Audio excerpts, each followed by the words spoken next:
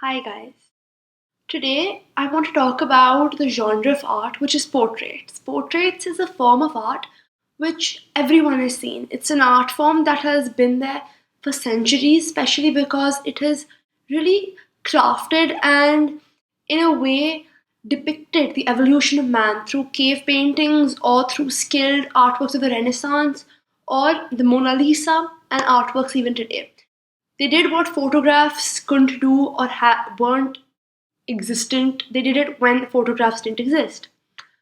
But there was a stage, and even today, not many artists enjoy working in the genre of portraits, especially because it's a very subject oriented genre of artwork. However, it doesn't have to be that way. Today, we're going to talk about an artwork called Lucas Number 2 by an artist known as Chuck Close.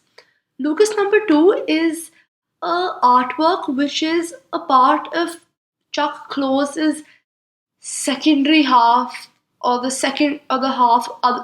final half of his career. This is a more colorful and painterly style which he used.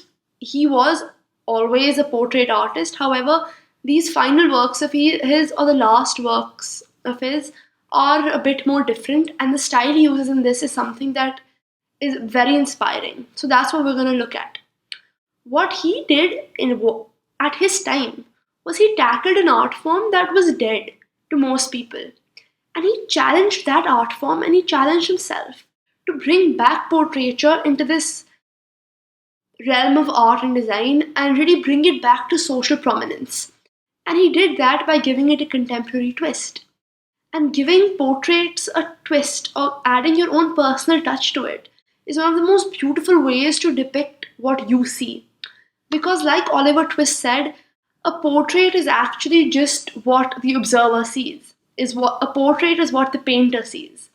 So, to be really be able to show what you as an artist, as a creator, see in the subject matter, that is when you've successfully created a portfolio, especially in the contemporary times.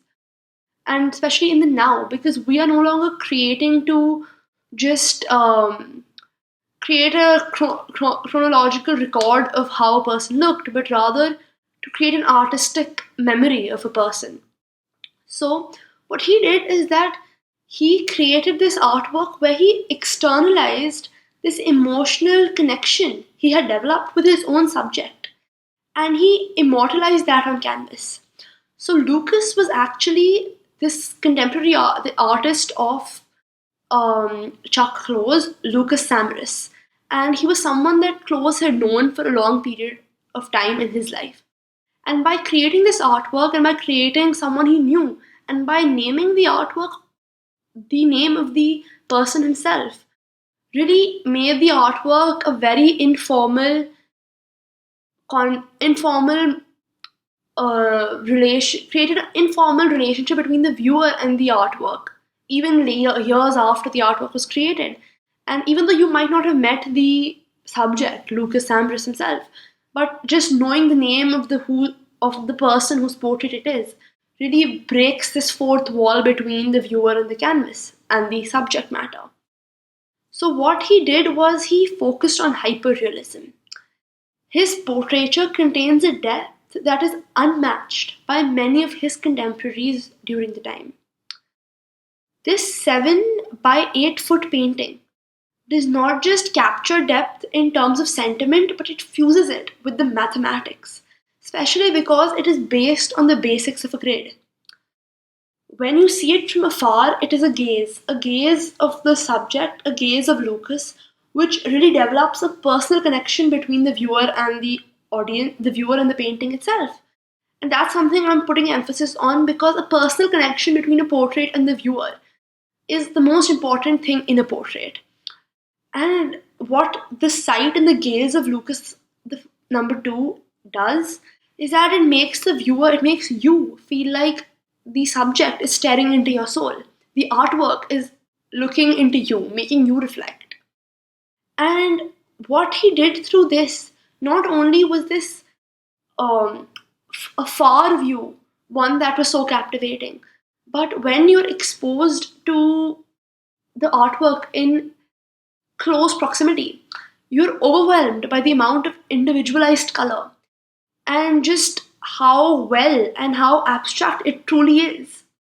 And how Close did this is that he began by taking a picture of the subject itself. And then from that, he reproduces content of each tiny square by magnifying it to a scale where it's just small dashes or spocks of color or dots of pigment, thumbprints, and even just colored paper and tone out images. What he really does is that he gives every separate component of the painting its own character. And as a whole, when you are at a distance, it unites to form a portrait, almost an illusionistic portrait. And that is why it is so mesmerizing. Because he's gone beyond hyperreality of his own work and of his own style. And in fact, he's making the viewer also break this formal relationship between an artwork, a portrait, and the viewer at a museum, at a gallery, online. And what he's giving you is what a pictorial investigation really looks like. The act of perception, of really breaking down who a person is. This breaking down this visual information into components and parts that describe the actual process of creating this portrait. So not only are you seeing the final piece, but you're also seeing the process in which this entire character of Lucas is built. And that is what makes it such a beautiful artwork. When not only can you see the portrait of the person itself, but you can see this relationship the artist had with the subject, and you can see the subject unfold into an artwork. That is what makes Close's artworks so mesmerizing and so visionary and revolutionary.